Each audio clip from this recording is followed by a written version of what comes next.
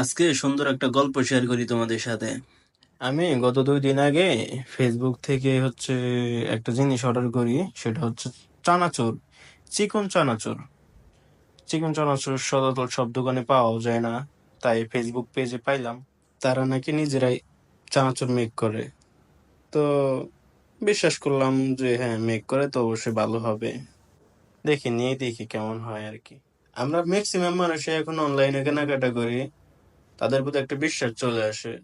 এখন 90% মানুষ ফেসবুকে সৎ পথে বিজনেস করে, আর 10% মানুষ বিজনেসের নাম করে প্রতারণা করে।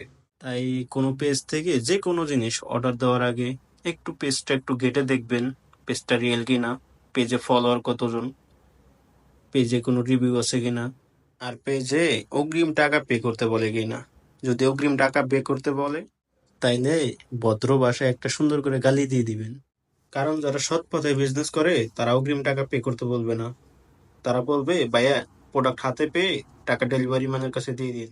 যাই হোক, আশা করি কেউ আর আমার মতো এই ভুলটা করবেন না।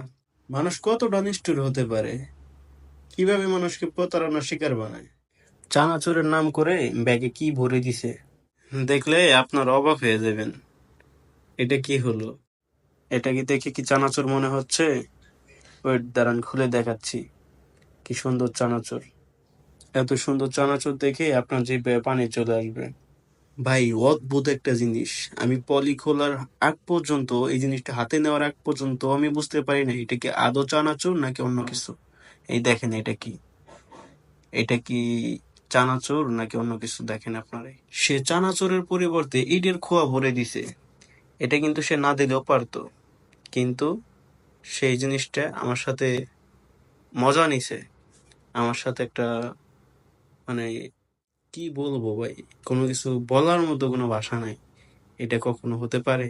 চানাচুরের পরিবর্তে ইটের খোয়া, এটা কি আপনার সাথে কখনো হয়েছে? যাই হোক, আমার মতো প্রতারণার শিকার আপনারা কেউ হবেন না।